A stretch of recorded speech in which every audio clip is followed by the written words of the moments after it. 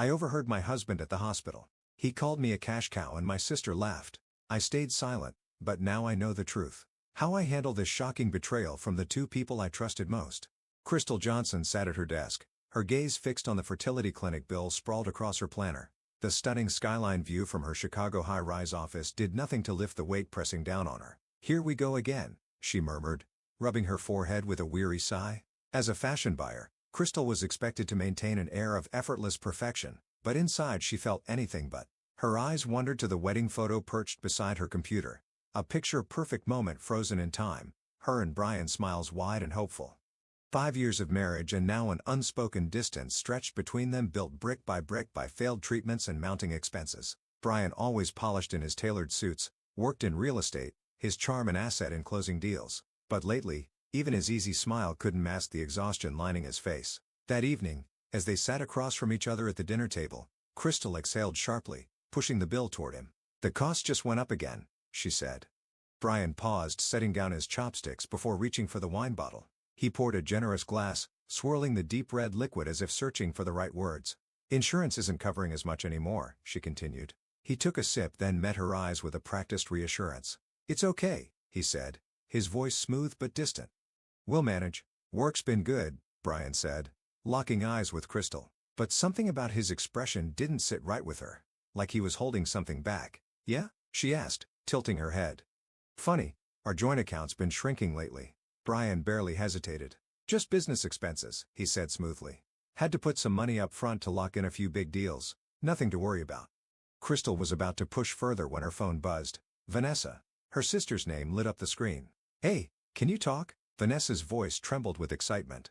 Crystal frowned. "What's going on?" She shot Brian a look before stepping into the kitchen. "You're not going to believe this," Vanessa said, lowering her voice. "I'm pregnant." Crystal gripped the counter, her breath catching in her throat. "Oh," she managed, her voice oddly distant. "Wow, congratulations." "Thanks," Vanessa said, hesitating. "Listen, about the father, I can't really say right now. Personal reasons." Of course, Vanessa had always been the free spirit, the reckless one. No steady job, no real direction, always leaning on their parents when things went south. Meanwhile, Crystal had spent her whole life being the responsible one, doing everything right, carrying the weight of expectations Vanessa had effortlessly shrugged off. "You told Mom and Dad yet?" Crystal asked, forcing her voice to stay even. "Yeah, I just told them," Vanessa said, her voice light with excitement. "They were actually really happy, especially Mom."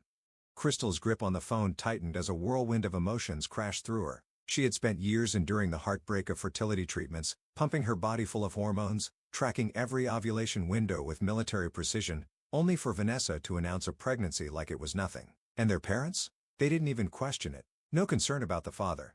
No judgment. Just pure joy. "We're having a little celebration at Mom and Dad's on Saturday," Vanessa added. "You and Brian should come." "Of course," Crystal replied automatically, though she had no intention of enjoying it.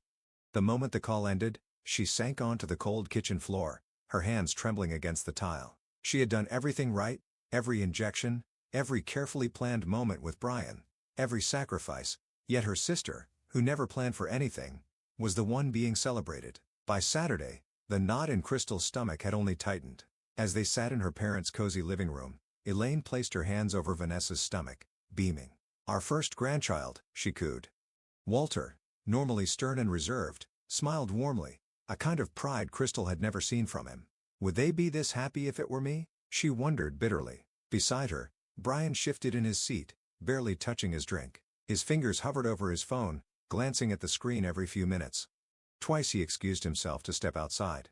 "It's just work," he said when he returned, flashing a quick smile, but Crystal wasn't convinced.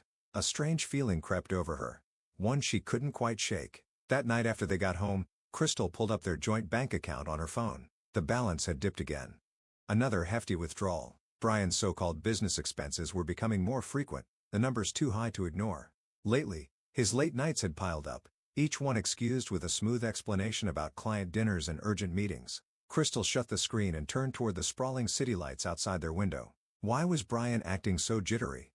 Why were her parents so overjoyed about Vanessa's pregnancy when they had barely acknowledged her struggles? And why did it seem like the harder she fought for happiness, the further it slipped away? The phone jolted her awake in the middle of the night. "Crystal, Vanessa's in labor." Elaine's voice crackled with excitement. She's been admitted to Chicago Memorial. We're on our way now. Crystal rubbed her eyes, blinking at the clock. 2:37 a.m. She reached over. Brian's pillow was cold, untouched. "Where's Brian?" she asked suddenly, a beat of hesitation. "Not sure," Elaine answered. "Probably working late. Anyway, can you make it to the hospital in the morning?" "Yeah, of course," Crystal replied automatically. As soon as she hung up, she slipped out of bed and padded into the living room. Silence. No text from Brian. His coat still hung by the door, untouched since the evening. Crystal exhaled, rolling her shoulders. Another emergency at work, she muttered the words under her breath as she set a kettle on the stove. For months, his schedule had unraveled, his time away from home stretching longer and longer. Every time she questioned it, he had the same answer. Big deal in the works. But something about tonight felt different, and Crystal could no longer ignore the sinking feeling creeping into her gut. At 6 a.m., Crystal stirred awake, her neck stiff from falling asleep on the couch. She sat up, blinking groggily, then glanced toward the bedroom, still empty. Brian hadn't come home. Suppressing the gnawing unease in her chest, she forced herself into the shower, dressed, and headed for the hospital. Whatever was going on, she'd deal with it after she met Vanessa's baby. As she pulled into the Chicago Memorial Hospital parking lot, something caught her eye. A black sedan parked near the entrance, Brian's car. Crystal's fingers tightened on the steering wheel. So he was here, but he hadn't texted, hadn't called.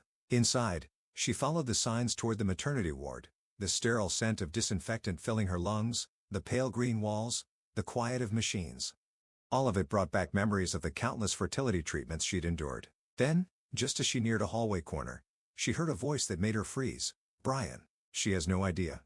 Crystal pressed herself against the wall, her pulse hammering in her ears. At least she's a good cash cow. Her breath caught. Then her mother's voice. "You two should be happy together. She's just a useless failure."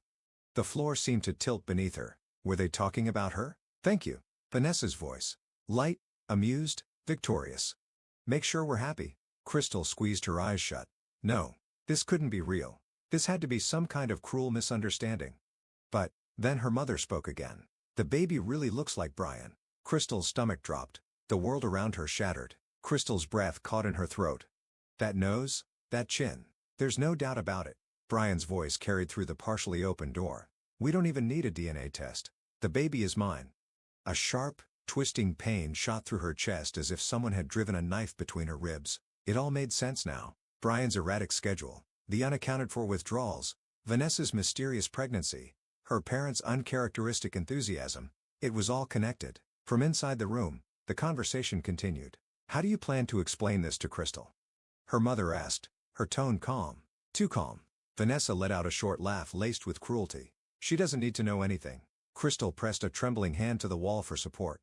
"If she ever found out that the money she saved for fertility treatments actually paid for my hospital bills, she'd lose it." Brian chuckled. "She won't. I've been careful, taking small amounts at a time. She's always so buried in work she doesn't even notice." "But what if she does?" Vanessa asked, a hint of caution in her voice. Crystal barely breathed, her ears straining to catch the response. "She won't," her mother declared confidently. "That girl has always put her career first. Family was never her priority. That's why we created a real family. Brian, you, and the baby." Crystal's fingers curled around her phone, her nails digging into the case. With shaking hands, she swiped open the recording app and hit record. "In the end, she can't have children." Her mother's voice continued, indifferent, almost dismissive. "Years of treatments and still nothing. I wanted a grandchild to carry on the family name. And Brian, he has wonderful genes." Crystal's heart pounded against her ribs. She had the proof, and they had no idea what was coming. "A child with you and Brian is a gift Crystal could never give him," Vanessa murmured, her voice laced with satisfaction. "When I first got involved with Brian, I never imagined it would lead here." A pause, then a soft, smug laugh. "But now I'm grateful. I have something she never could." Brian's voice followed, cool and detached. Crystal's world was always about success, fashion, awards, recognition.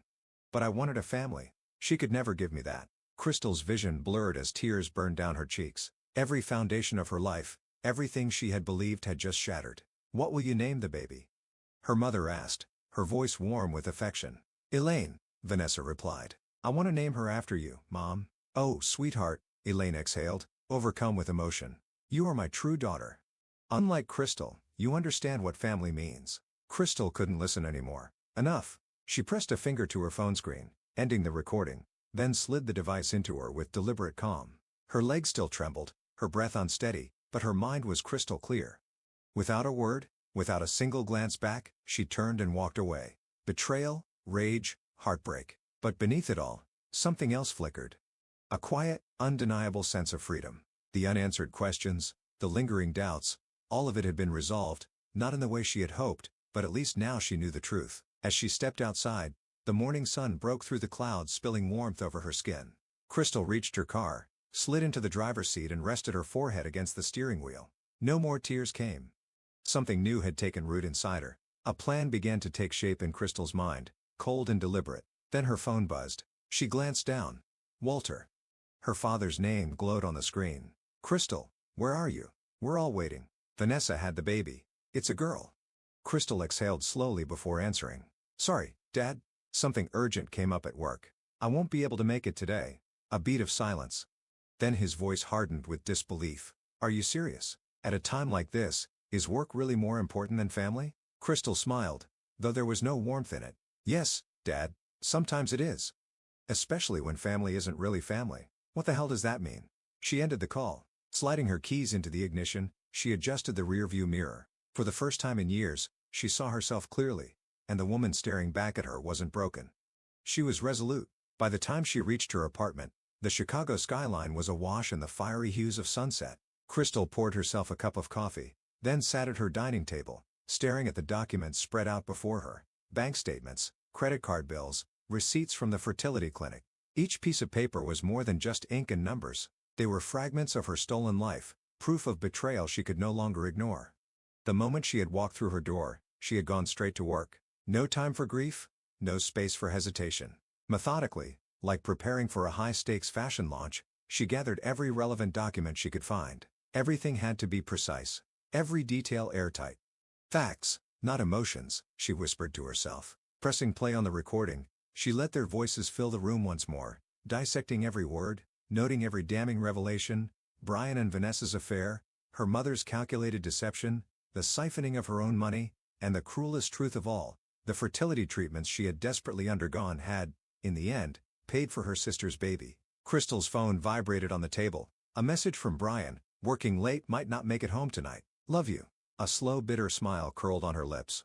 Taking care of your wife and daughter at the hospital. I see, she murmured under her breath. Without hesitation, she typed back a short, detached understood. Then she scrolled through her contacts, her finger pausing over a name. Laura Carter, a former law school classmate, now a powerhouse in family law. Crystal pressed the call button. Laura, it's me. I need to talk urgently. Can we meet today? Less than an hour later, a firm knock sounded at her apartment door. Laura stepped inside, her lawyer's mind already at work as she scanned the documents Crystal laid before her. Bank statements, credit card transactions, fertility clinic receipts. Then Crystal hit play on the recording. As Brian's laughter and her mother's callous words filled the room, Laura's expression hardened. This is outrageous, she muttered. Legally, you're in a strong position. This isn't just infidelity. It's financial misconduct. Given the way they misuse your joint funds, this could even be considered fraud. Crystal leaned forward, her voice calm but firm. What's my next move? First, secure all the evidence, every document, every transaction. Make copies, then open a new bank account under your name. Quietly withdraw your share before they realize what's happening. Laura's tone sharpened. Next, we gather more. There's a lot they aren't telling you. We need to expose every last detail of this conspiracy. Crystal nodded, a steely resolve settling in her chest. How long until we're ready? A month or two at most. But you'll need to act normal in the meantime. They can't suspect a thing. A flicker of something dark and determined flashed in Crystal's eyes. I can do that, she said smoothly. I'll just play the role of the clueless wife. The next morning, she followed her usual routine. Coffee, shower, work attire. Brian still hadn't come home good. He had no idea what was coming. Crystal moved through the day with precise efficiency. She stopped by the bank first, securing a new account in her name, then headed to work, throwing herself into her tasks with laser focus. To anyone watching, she was the same as always, calm, collected, professional. No one could see the fire raging beneath the surface. That evening her phone rang.